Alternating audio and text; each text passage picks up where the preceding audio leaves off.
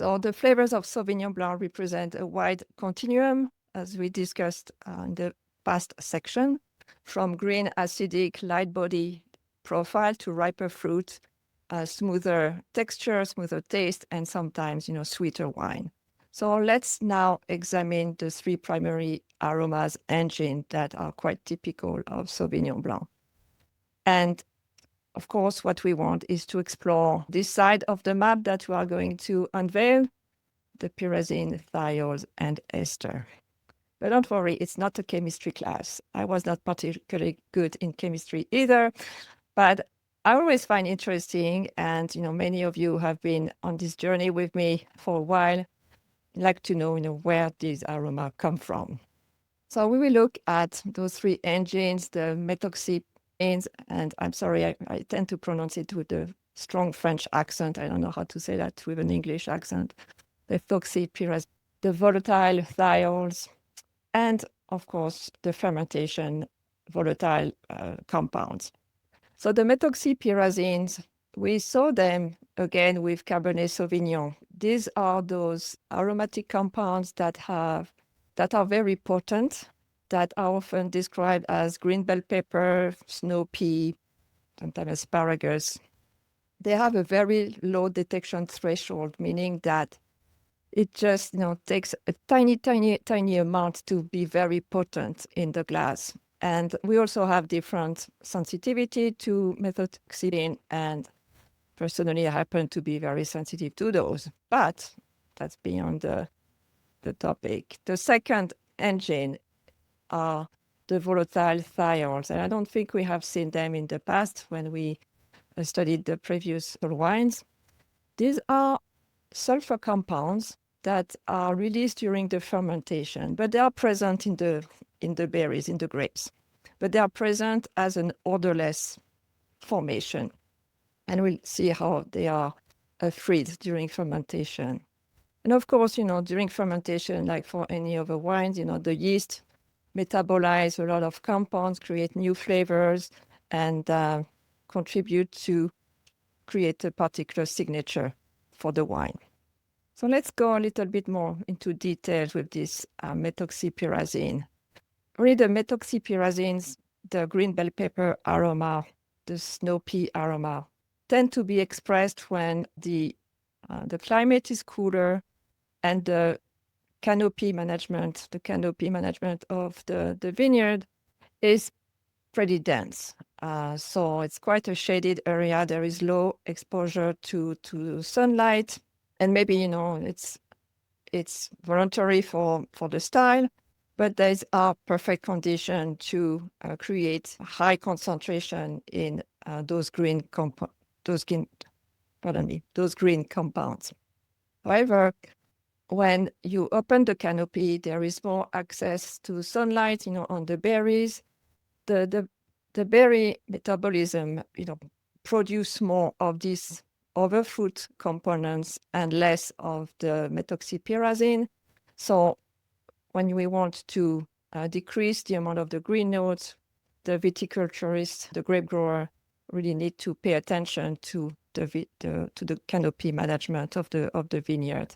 So more sun exposure, less shade, of course, less pyrazine. An interesting fact I like, when I give those class, give you some anecdotes.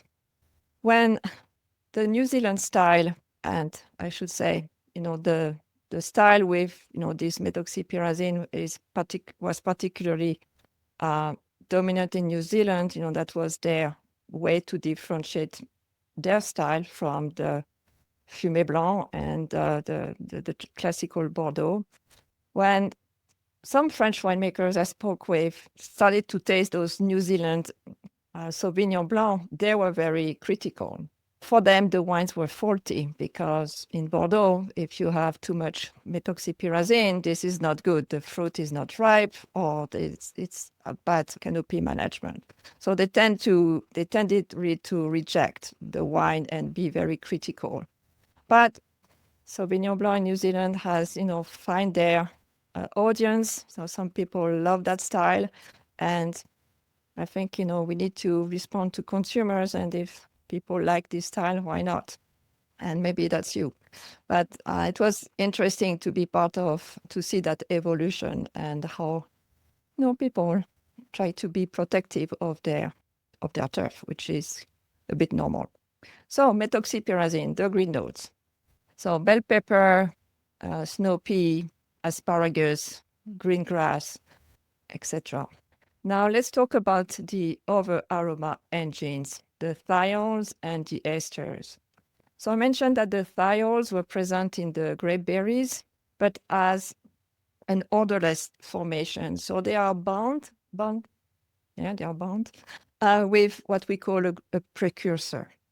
So when the grapes are pressed and the alcoholic fermentation starts, really the yeast help break the bind between the precursor and the thiols. So the thiols are the aromatic compounds that get to be produced, not produced, but freed in the must, in the wine in formation. And there are like three types of thiols that are very important for Sauvignon Blanc. The first one, MH, and I have my notes because I'm not a chemist either, but for the wine students here, 3MH means 3-mercaptohexanol. This thiol produce those grapefruit and passion fruit aromas that we can find in Sauvignon. The other compound that is also important is 3-mercaptohexyl acetate. And again, it's more the passion fruit, guava, tropical note, a type of compound. There is a third one called 4P that I will touch upon in a few slides. And then, like in any alcoholic fermentation, the yeast are eating the sugar, producing alcohol, but also producing other aromatic compounds, and that's your apple, your pear, your banana, pineapple, and other floral notes that are produced during that fermentation. So that's a magic. It's not magic, but it seems like a magic formula that's happening into the vat, to produce all these different aromas that we can really appreciate in Sauvignon Blanc. And really, the yeast metabolisms produce those esters that really do not enter into competition, with the other thiols, but it's kind of a nice balance that is produced. And also, that's the role of the winemaker to find, the right balance to make the finished wine. So really the key is, in that case, the yeast metabolism. This word is not on this slide, but you might have read or even yourself described Sauvignon Blanc as having a good aroma. And another thing that I wanted to share with you is, very personally, I have no idea what it smells like.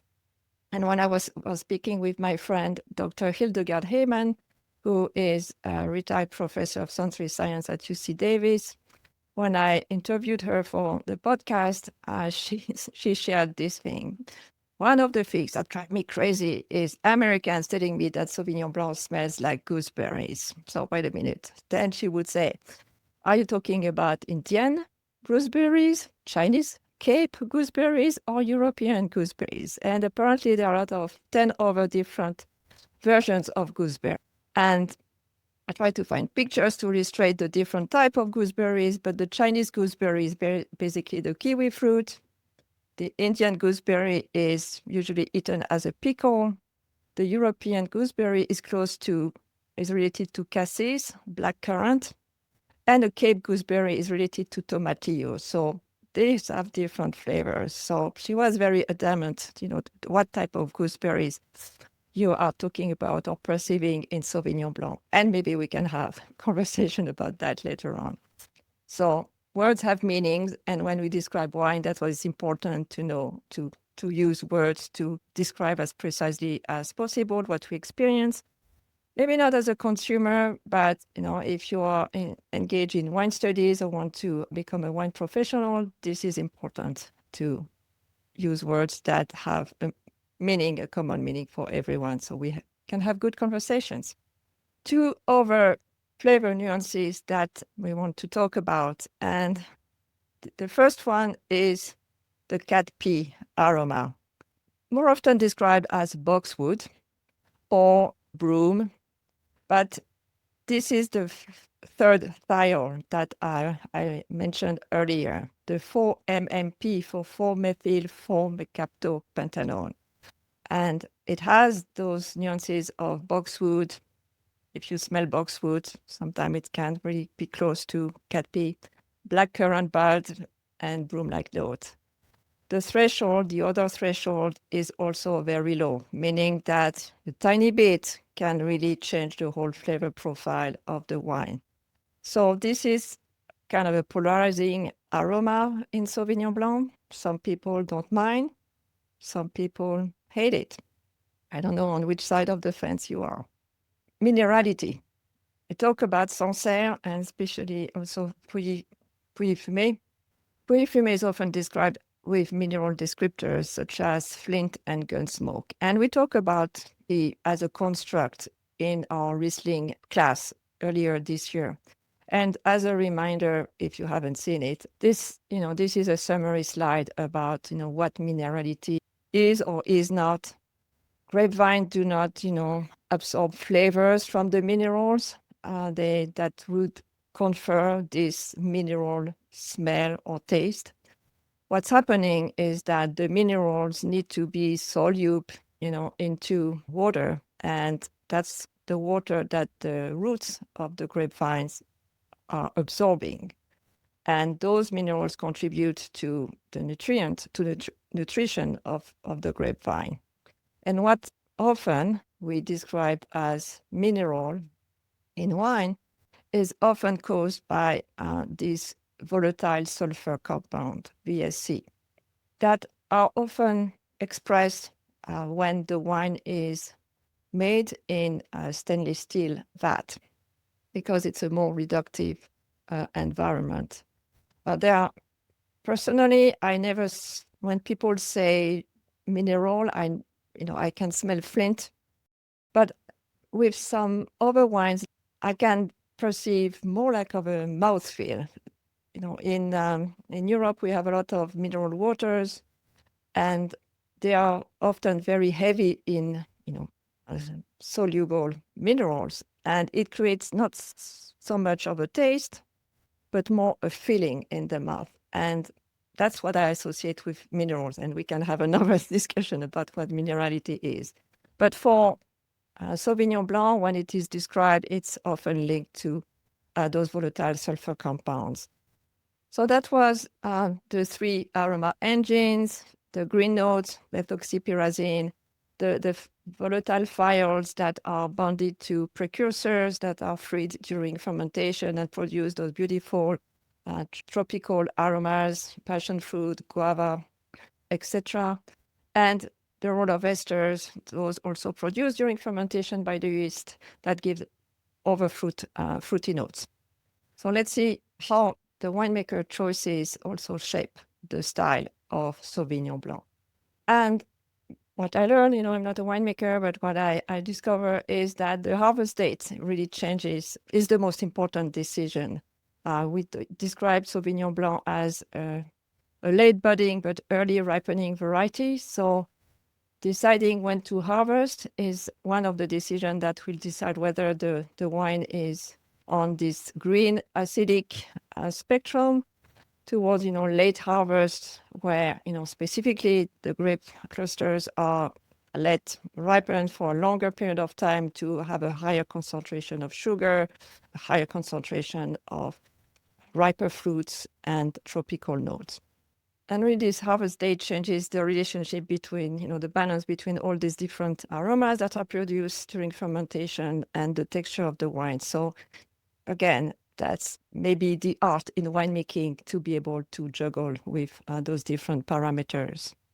An interesting study was performed in New Zealand to look at the impact of the pressing decision, whether they were pressing lightly the grapes before, at harvest, before moving the juice into the vat and fermentation, or pressing harder to extract most of the juice and, have maybe less waste.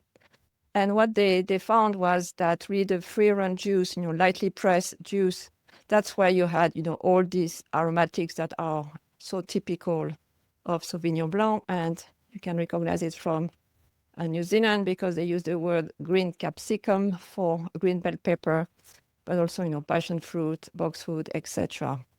And when the grapes are heavily pressed, there are not that many phenolic compounds in white grapes, but there are still some in the skin, and it contributes to change the flavor profile. And those wines were described, interestingly, as vanilla, bourbon, floral, and banana jolly. And the astringency, because when you press the grapes, you extract more tannins, more polyphenols, and that's what gives this bitter grip, this phenolic grip, this bitterness that might not be desirable in a wine. And of course, the other choices are the choice of the vessel. Traditionally, Sauvignon Blanc is made in stainless steel vat to preserve, the freshness, to preserve the fruit, to really, to produce this green, high acid, light-bodied wine. Where, Robert Mondavi introduced oak. So oak produce different aromas, those vanilla toasted oak, and that will also enhance the mouthfeel, soften the acidity as well. The thiols are interesting compounds. They are sulfur compounds, and they tend to be oxidized very quickly. That's why, in the early days, the New Zealand Sauvignon Blanc came to us with a screw cap, and then later on with synthetic cork, because those closures really prevent any oxygen to go into the bottle. So these closures are really important to preserve the freshness, the fruitiness of the wine. If you use natural cork, you have micro-oxygenate, and therefore the thiols tend to degrade in the wine. So again, depending on the style of wine that you want to produce, this is what is happening, and this is the choice. I have to say I don't mind screw cap, but I really hate those synthetic corks. All right, well, here we are, the full map of Sauvignon Blanc, the full spectrum. We spent a lot of time on this side. The color, I didn't talk too much about the color, but as we discussed in the past with other varieties, the more exposure to sun, the darker. And then, with late harvest as well, the wine is darker. I didn't touch on botrytis, the noble rot. Sauterne, this wine produced in Bordeaux, is famous, and I'm sure you know about it. I will probably have a class, in the coming months on late harvest and botrytized wine, because the variety has an importance, but varieties really generate similar aromas and similar texture in the wine. So you have a summary here. And interestingly, in some Canadian province in British Columbia, they also try to make ice wine with Sauvignon Blanc. Probably not every year, but it also creates interesting flavor profile. All right, so the last part before we wrap up is to tell you this whole class was really a prelude and introduction to a comparative wine tasting that I invite you to join me and join us in the Curious Palates community. It will be held on August the 26th. And again, if you're not part of our free community, you're welcome to join us and taste wine together. So what I propose is to have, in contrast, two very different styles. They are not on the opposite spectrum. There is no late harvest, but Sancerre, Pouilly-Fumé, which is more a classical style, and a Sauvignon Blanc from Marlborough. So we don't know what we're going to taste, but the Sancerre will be slightly more on the tree fruit. We might have some minerality trippers, high acidity. We'll also have some high acidity in Marlborough, but more on the tropical side. So it might be interesting to compare and contrast. The way I lead sensory tasting and comparative tasting, we have 2 wines, and I take you through this process. So instead of doing, 1 wine at a time, we smell the 2 wines. We try to describe, the best we can, the differences we perceive into the 2 wines, because that's how our brain operates. We are better at making comparison than judging in absolute. And then we taste the 2 wines and we compare our notes. And the goal is not to be right or wrong. And the fun part is to look after the tasting on the back label or the technical sheet of the wines that you will have chosen, not before the tasting, not to influence you, but after the tasting, on the call. So we can try to understand, what was the intent of the wine, and maybe, how it has changed since the tasting notes were written, or maybe, the tasting notes from the winery are different from what you experience, but maybe it's just the use of different words, and I will be there to help you out translate that. So that's the purpose of this call, and it's open to everyone inside the Curious Palates community. So I hope to see you at the tasting at the end of the month. I won't recommend a particular brand or anything, but please do choose what you have available. 2 contrasting style, and the goal is for you to practice description and then to see what you enjoy, which style you enjoy, and really it's not about being right or being told to be wrong. You're never wrong with me.